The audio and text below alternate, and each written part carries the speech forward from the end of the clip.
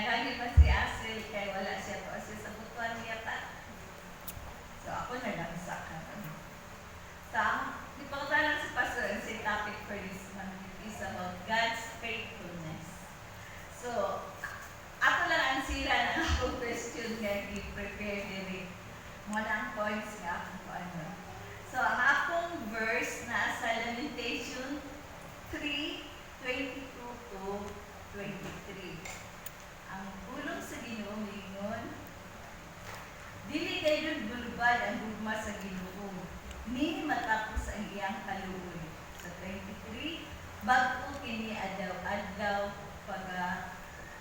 pagkamatinumanon gayon niya. Kapalo naman na ay kantaan ninyo. Great is thy faithfulness. Let us sing. The steadfast love of the Lord never ceases. His mercies never come to an end. They are new every morning, new every morning. Great is thy faithfulness, O Lord. Great is thy faithfulness. Parang sa buntag dito, magkanta ko ano ba yung kumang. Grabe yun, ang klase sa Ginoo, wala di pa kaundang. Ang labi na ang iyang dugma kadadlaw kay. Lain na po nga panalangin iyang kanta. Thank you sa inyong pagkuban sa akong pagkanta. Ang first na to question is about kuan. Unsa ang mga ehemplo sa pagkamatinud-anon sa Diyos? Mani atong ansiran. So according sa iyang pulong, sa verse 22 na yun siya nga, ang Diyos maugid kat ang kanunay nga tinubdan. So, maugid siya ang source sa at tinubdan sa kusog o kakahulayan. So, yan din ang gikuan nga, ako ang source, wala na ilaing source, ako ang source sa strength o sa rest. So, kung nagtrabaho mo, gikapoy mo, ako gihapon ang kapahulayan. Ang next nga iyang gisulti, ang Diyos dili gyud mausab sa iyang gugma, sa grasya ug sa kaluoy. So tanan na experiencehan naman gid nato kon diyon sa tapaglaw, diyon sa tapaghatag sa grasya ug kaluoy sa Ginoo. Kita tanan nga nagdawat ni Jesus Christ as our Savior and Lord, naka-experience gid ang iyahang ka-faithfulness na matinan. Ang ikatulo, ang Diyos ligon kasaligan ug matinud-anon sa iyang pulong. So kaning Bible nga iyang gihatag nato, mao jud ni ang source nga makabalita kung maayo or daotan ba ang atong gituwas. Kini ang ato ang anchor sa atong kinabuhi. So dili pa dahil sa Ginoo kung unsa siya ka matinud-anon sa ato ang tanan. Ang next na question atong ansiran. Unsa ni pa buot ipasabot nga ang Dios matinud-anon? Unsa man pagkuan? Unsa na pagtugkad nga besides katong maluluyon siya ang source o dili siya mabalhin. Unsa pa gid ka matinud-anon ang Ginoo? Kung ang patulagway sa Dios ingon nga matinud-anon, kini nagpasabot nga ang Diyos mahimong masaligan sa pagtuman sa iyang mga saad ug molihok nga mahiuyon sa iyahang kinaiya. So, ang basis sa pagkamatinud-anon sa Ginoo kung kinsa siya, unsa ang iyang natural attitude, natural character. Kaya mo na to, di ba, kung mag-analyze ka, for example, si Sister Yoli, ang nature sa iyahang kuan, makita nato tanan, kung mutanap ta ni Yoli, ang nature sa iya kanang hinayon gani siya busulti, niya, mag-listen to ba ko, kapag ni si Yoli mo kuan, masupok, Grabe sa kanya na bisag na ko na siguro ayaw anak Jerome. Nagkahinayaw ba? Ipakuha ko big nga di ko sunod si Jerome. Hinalagyan ko na isulutian. So makita na ito na kamo na iyang attitude. Si God good. Makita po na ito iyang natural na character na iyang attitude. So one, unwavering trustworthiness. Ang iyang dili matarug nga kasaligan. So, dili siya matarug. Bisan pag, siguro, bisan pag, wingon ka nga, okay, rani kay maluluyon man ang Ginoo, grasya man ang Ginoo. Dili siya matarug, ana. Basta ang iya, kung sa iya hibutan diri sa pulong niya, diri sa Bible, mauna ang kubanon niya. So, ang pagkamatinumanon sa Diyos, nagpasabot nga siya kasaligan o matinud-anon sa iyang pulong. Dili siya mag-usap sa iyang hunahuna o magpakya sa pagbuhat sa iyang mga saan. So, kasabot na tanga, dili gid siya mopakya sa iyang sado. Kung sa ang yan isulti sa Bible, maayo man kung dautan, nagit siya, nagit tubag niya anak sa tuwa. Kanang, nagbasa ko sa First King sa Bible ba? Di ba si Solomon, grabe niya iyang blessing niya gihatag.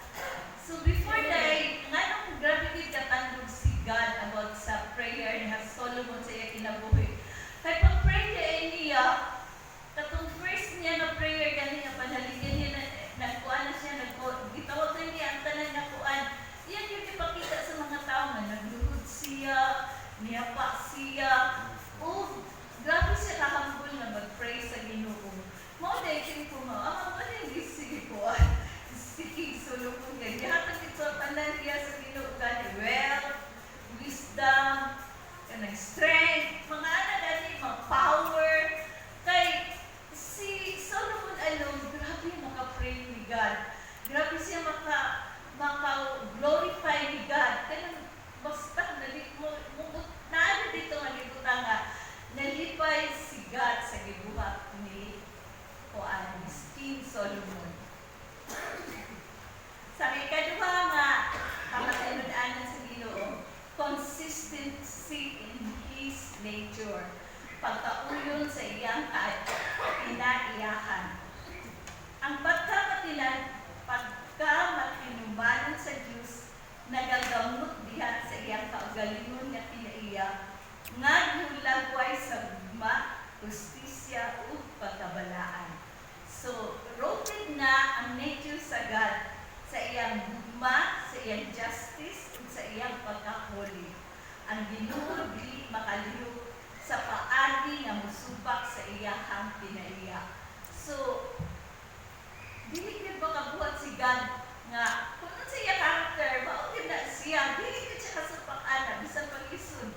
So siguro pangayon na to ba niya, dili kinaiya sa Ginoo, dili siya mutubutan na. Mas nakisipid siya na, dili kay wala na sa akong character hindi pangayon. Ang ikatulong nga matinud-anan ng Ginoo, fulfilling His promise, pagtuman sa iyang mga saan. Ang Diyos matinud-anon sa iyang mga saan, positibo man or negatibo. Nagpasabot nga ang Diyos, mutuman sa iyang pulong saan, kini sa mga panalangin o usa ka pasidaan sa sangputanan. So, ang Ginoo sa iyang pag-fulfill sa iyang promise, nagdepend na sa iyang blessings o naapoy pasidaan para sa sangputanan sa imong gibuhat. So, kung positive ka, makadawat ka blessing. Kung negative ang gibuhat, naatay paabubon nga pasidaan sa Ginoo kanimo.